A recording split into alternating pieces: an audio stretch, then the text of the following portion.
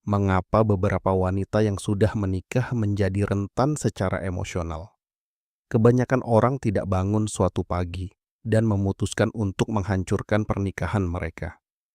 Itu terjadi perlahan, diam-diam. Satu percakapan, satu momen perhatian, satu koneksi emosional yang awalnya terasa tidak berbahaya.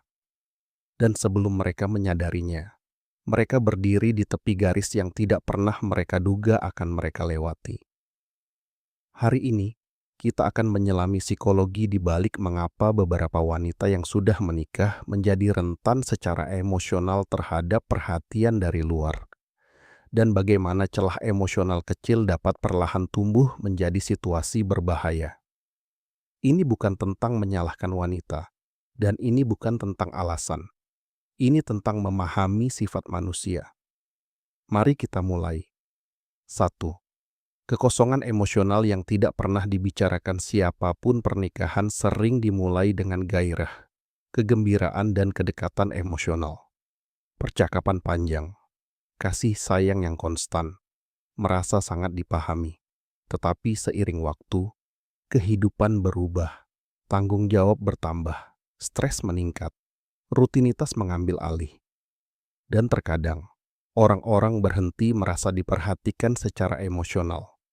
Salah satu pembunuh hubungan terbesar bukanlah konflik, melainkan pengabaian emosional. Ketika seseorang tidak lagi merasa dihargai, diperhatikan, atau terhubung secara emosional, mereka secara alami menjadi lebih sensitif terhadap perhatian dari luar hubungan. Dan seringkali, itu dimulai dengan hal yang tidak berbahaya. Sebuah pujian, sebuah percakapan, seseorang yang mendengarkan, seseorang yang memperhatikan detail. Tiba-tiba, interaksi kecil itu terasa sangat kuat secara emosional. Bukan karena mereka berencana untuk mengkhianati siapapun, tetapi karena itu membangkitkan perasaan yang mereka kira telah hilang. 2. Kebutuhan untuk merasa diinginkan. Lagi manusia mendambakan validasi emosional, dan banyak orang yang sudah menikah akhirnya berhenti merasa diinginkan seperti dulu. Di awal hubungan, daya tarik terasa menyenangkan dan tidak terduga. Tetapi bertahun-tahun kemudian, kenyamanan terkadang dapat menggantikan gairah. Disitulah kerentanan emosional dimulai. Ketika seseorang yang baru memberikan perhatian, kekaguman, atau rayuan, hal itu dapat menciptakan gelombang kegembiraan yang terasa adiktif. Bukan karena pernikahannya buruk, tetapi karena hal baru menciptakan intensitas emosional. Bagi sebagian wanita, diinginkan kembali menghubungkan mereka dengan versi diri mereka yang mereka kira telah hilang. Percaya diri, menarik, menyenangkan, diinginkan, dan perasaan emosional itu bisa menjadi sangat kuat dan berbahaya. 3. Kehilangan identitas pribadi. Masalah tersembunyi lain yang diabaikan banyak orang adalah kehilangan identitas. Setelah menikah, beberapa wanita berhenti merasa sebagai individu. Alih-alih dilihat sebagai seseorang dengan mimpi gairah kemandirian kepribadian, mereka mulai merasa hanya didefinisikan oleh tanggung jawab. Istri, ibu, pengasuh. Dan meskipun peran-peran itu bermakna, terus-menerus hidup untuk orang lain terkadang dapat menciptakan kekosongan emosional.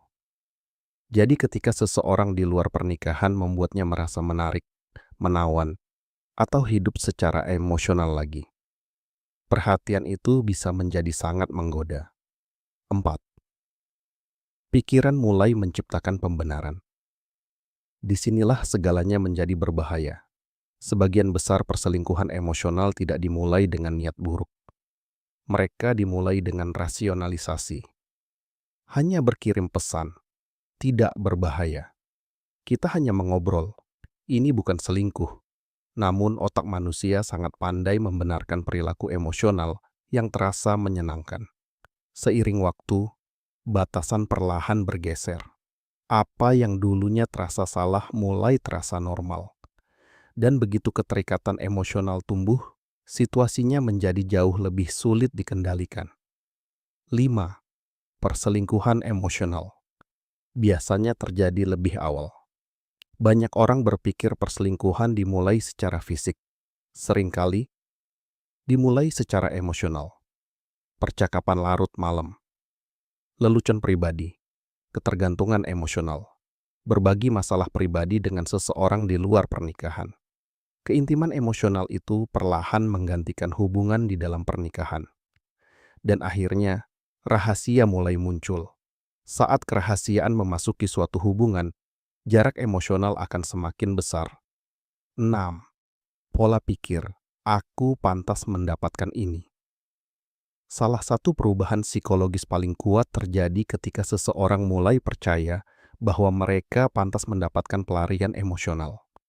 Pikiran seperti, aku telah banyak berkorban, tidak ada yang menghargaiku, aku juga pantas bahagia. Begitu pikiran sepenuhnya menerima narasi tersebut, rasa bersalah akan melemah.